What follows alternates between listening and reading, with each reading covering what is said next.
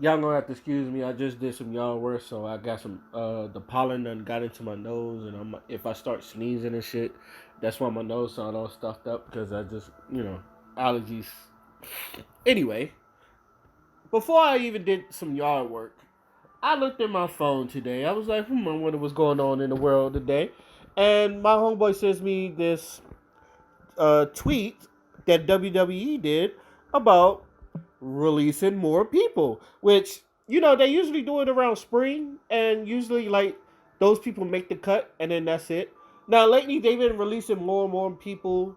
Like I haven't talked about it because most of them from NXT. Although I watched NXT, I feel like a lot of y'all really don't know those names. So, except for Velveteen Dream, Velveteen Dream kind of like, and I will mention him here, but it's kind of disappointing.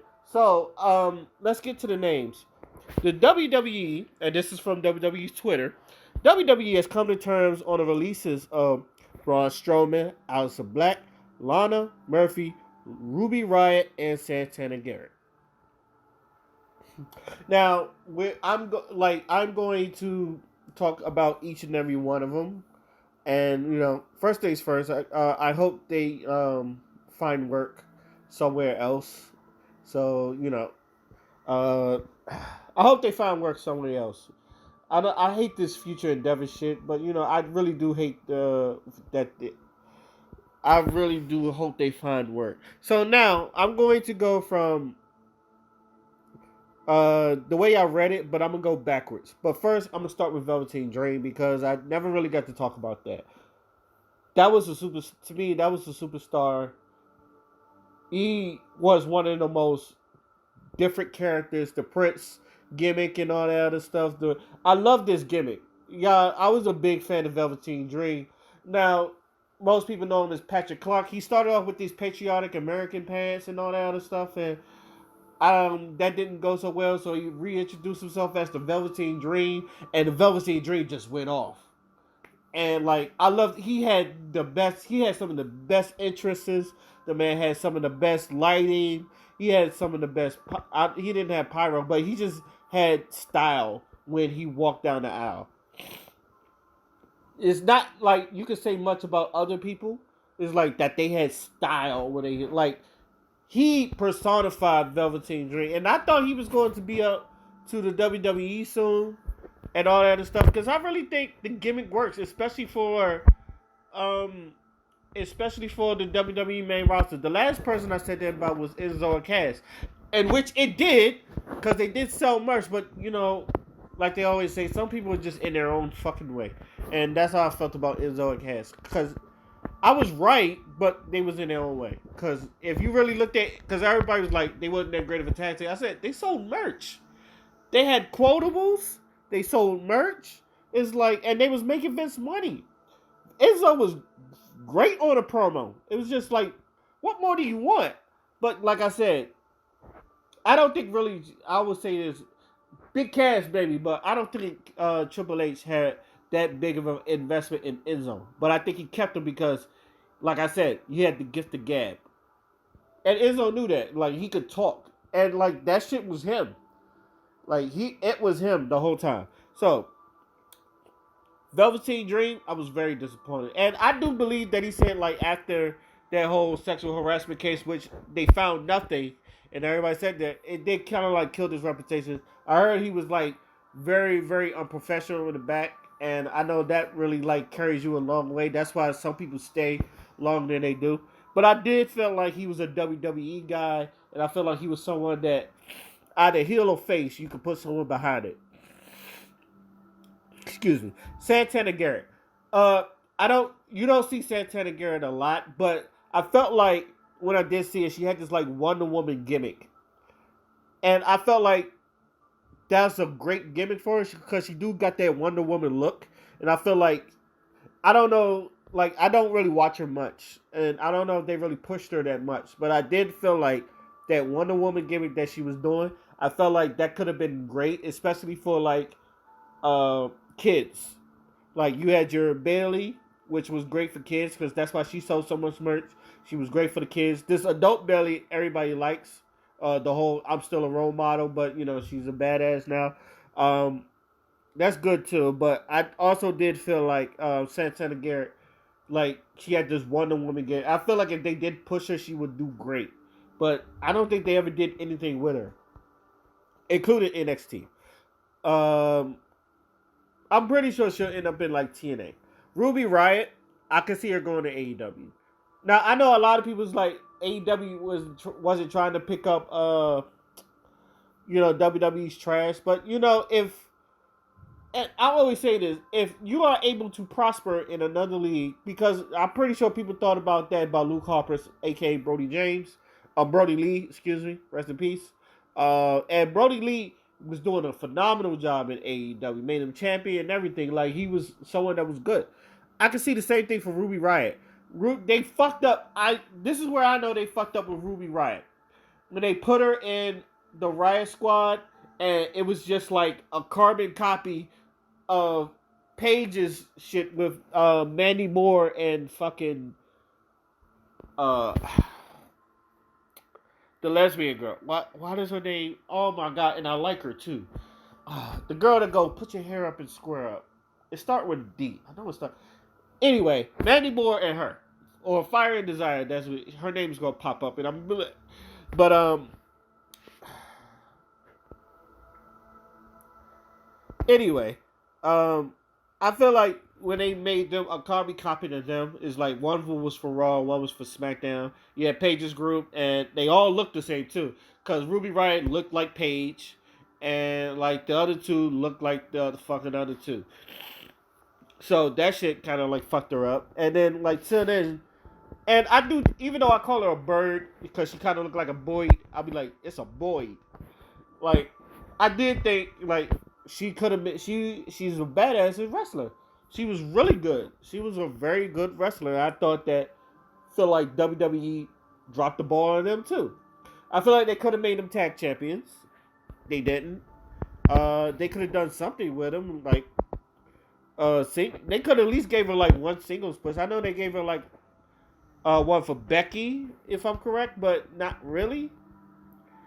But I did feel like Ruby Riott was, something good. Murphy, I'm very disappointed. I'm very disappointed in WWE about Murphy because you spent all this time pushing him, and then you just drop him. Like I liked him in that cult with Seth Rollins and all that other shit. It was weird when like the whole thing about him fucking with Rey Mysterio's daughter. It's just like I feel like you see their downfall, and like sometimes they just gotta go with it. Like this is how I know wrestling is tough because like Vince McMahon, like everything runs through Vince, and Vince is probably be like, I think Murphy should have a relationship with Rey Mysterio's daughter. Yeah, that's some hotness right there. Ah. And obviously, like it started and then it went nowhere, and then everybody disappeared. I think he got hurt, but it just killed that momentum. That shit, and you see where it head to now. It's like you didn't see him.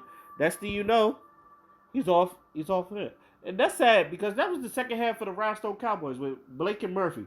Which, in my opinion, they shouldn't have broke that team up. But you know what? Shit happens. Sorry, Murphy. Lana. Now, I know a lot of people's like, Lana, I can understand because she was a bad wrestler. This one infuriates me the most.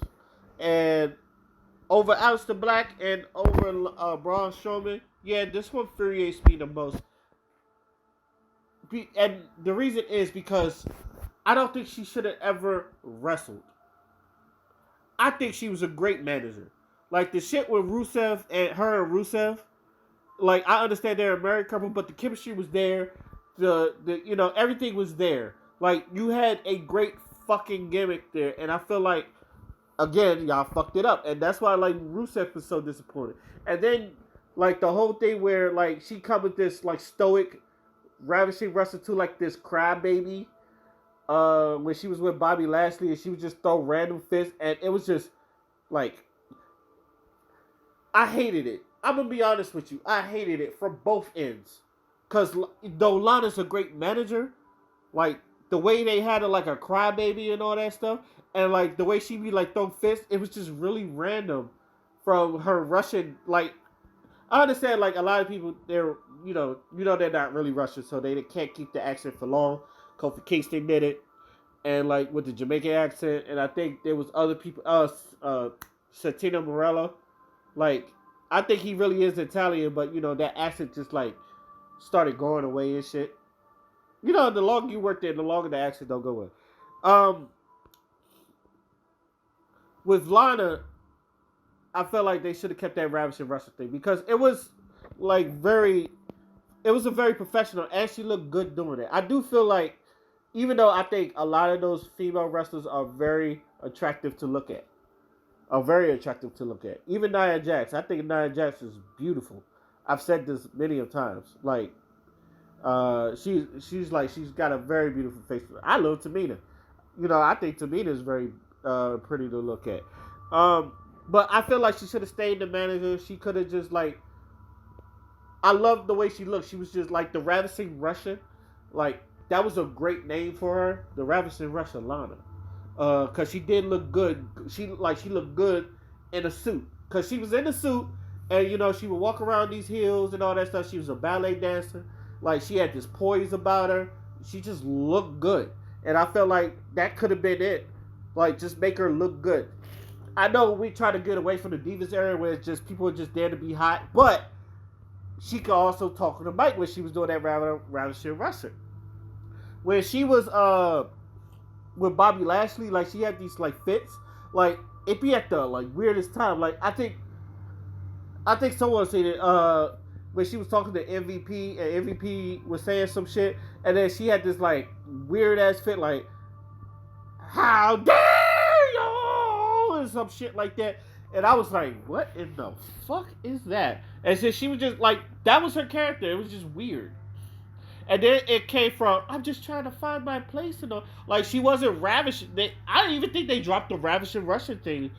Like, I was just trying to find my place and all that other stuff. Like, my man, he loved her theme song. I thought she had a great theme song, but I loved the like that whole Russian thing, the Vladimir Putin. The whole shit, I thought that was great. It was like someone. Now I know the whole U.S. versus everybody thing. It's been done tiredly, and it's gonna keep going. But I feel like if they would have kept her in a manager position, I think she would have felt better. It's like that's like asking Paul Bearer, God rest his soul, to wrestle, and I think he was a wrestler at first. But some people just like they're good at what they do. Keep them there. I felt like Lana is one of those. Like, keep her at manager. She was good at that. Aleister Black. Boy, did they drop the ball with Aleister Black. I think, but then again, I think also, and I'm saying this because I do think he's talented.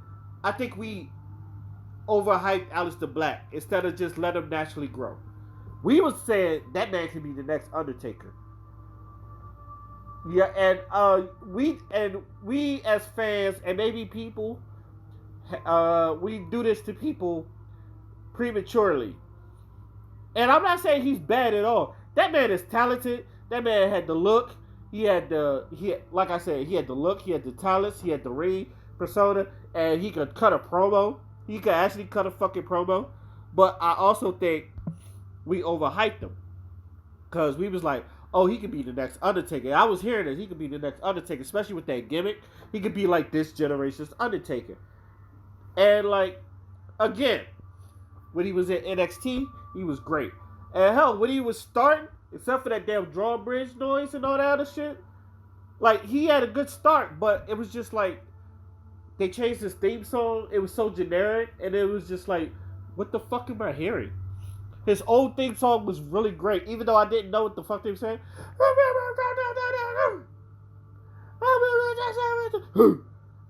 Like, I loved it. It was just like, it fitted his persona and all that other stuff. The Black Mass is one of the great finishes because it looked like it fucking hurts. It's a roundhouse kick to the face. If anybody watches UFC, like, when they roundhouse kick you to the face, you're dropping.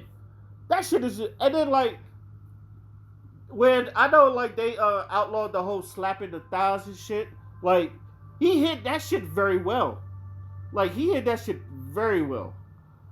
And I feel like he should be the only people that could do the whole slapping the thighs thing. And like I think other people don't ruin it. But as the Black, when he does his Black Mass, that shit is beautiful. It's just bam, Black Mass and good night. Like, and he had this strong style where he was throwing knees and elbows and like especially knees. Go to him versus Buddy Murphy. They put on some great matches. And I feel like both of these people, and they looked like they was trying to fuck each other up, especially with that style. It looked like it hurt. And like, but soon as to me, it's like once you change your theme song for no reason, and everybody's seen it, I felt like that was the writing on the wall for him too. So, yeah. And then speaking of writing on the wall, let's talk about last but not least Braun Strowman. This one is just like Vince McMahon likes big, strong men. He was a big, strong man. He kept losing a lot, though. I don't understand it. I know when he beat Goldberg, he was a Universal Champion, and I felt like they could have just, like, latched on to that a little bit more. Like, I love the fact that Bray Wyatt won that Universal Champion, but I felt like Braun Strowman, he was just a title holder. I felt like Braun Strowman was someone you could build a company around. Like, say what you want. A legit 7-footer, he was like 6'10". But that man was literally a monster among men. You had something there. And I say this all the time. When you got something, you need to keep it. Braun Strowman, he had the look, he had the size, he had the muscular fortitude. And then he was like, you could tell he was beating Big Show, who is a legit 7-footer. Like, he was beating all the strong guys. Like, he beat Goldberg. The running power slam, I felt like that was really good for him. Like, imagine, like, all that weight just on you and shit. You fucking get the wind knocked out of you. I thought that was real good. That he just kept losing a lot. Like, I did think they was turning him into the Big Show. Like, yeah, you're this big, but, like, you're not winning enough matches and shit. And, like, I feel like you need to treat your giants just like the way they are, like fucking giants. Brock Lesnar is Brock Lesnar. Like, it's funny because Brock Lesnar's like 6'4", but he is a beast. I say this all the time. Like his stature, his presence, everything. Brock Lesnar is a fucking beast. And if you ever seen him do his, like, reps and all that other stuff, he's less muscular than he was when he started. But when you saw him, that's what you saw. You saw a fucking beast. Brock Lesnar, I fucking understood. Like, even him being 6'4". And I'm not saying this because, like, because I said this about Lars Sullivan. Lars Sullivan, I understand he's 6'3", and he's kind of like stature, but, like, he didn't have that same presence as fucking Brock Lesnar did. Like, Brock Lesnar had that shit like, this guy is going to fuck you up. Even if the guy is bigger than you, Brock Lesnar is going to fucking kill you. Like, I saw Lars Sullivan, like, and he's supposed to be this big imposing, and he goes against No Way Jose when he was in. Which, by the way, I love No Way Jose. I thought that was a great gimmick. They fucked that up too. But, like, No Way Jose, like 6'6", 6'7", and, like, plus with all that hair, he looked like 6'10".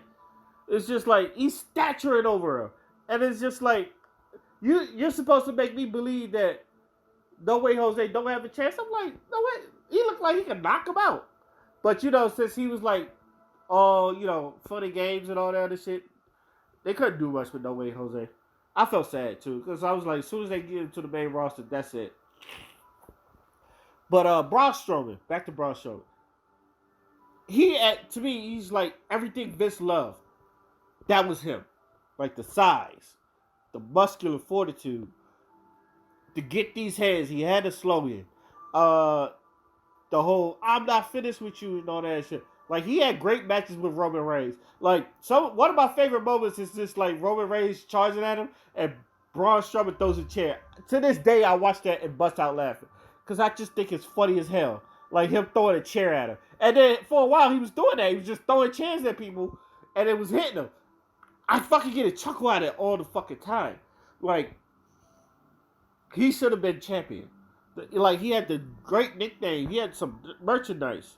Hell, like the whole Strowman and Stress shit, I fuck with that too. It's just like, damn, WWE, you had one, and like he should have been, he should have been champion like 2 or 3 times. I don't know if he kept fucking it up or it's just they just really didn't see much behind him. But let's say he should have been WWE champion about at least 2 or 3 times now. Someone like that big with that stature and all that shit, like he should have been. Like, but they never did, and I feel bad because like he did have that imposing presence. Like, uh-oh. But also like that nigga that made Braun Strowman lose to Tyson Fury, and I'm like, and they didn't have a bad match. Tyson Fury, by the way, I think I got him beating Anthony Joshua. I'm sorry. Uh, I do got to beat Anthony Joshua, but like I don't think he should have beat Braun Strowman. But I think he had a fight then, so they had to promote him. So, and I like Tyson Fury, but I like Braun Strowman too. It's just like you separated him from Wyatt Family because you saw something in him, and he was there. Like the whole get these hands and all that other stuff. I was fucking with it, but I don't like this one is really weird. So I'll wait until like I hear further details because that one is the most interesting one because I know Vince liked him a lot. So I really want to see what they do with this. So that's all I'm gonna say. That's my whole breakdown about everything, including Velveteen Dream. Let me know what y'all think. Sorry for the allergies. Sorry for all that shit. I gotta go blow my nose. Let me know what y'all think. Till then, my name is Mosquito Fire, and I'm out. Peace.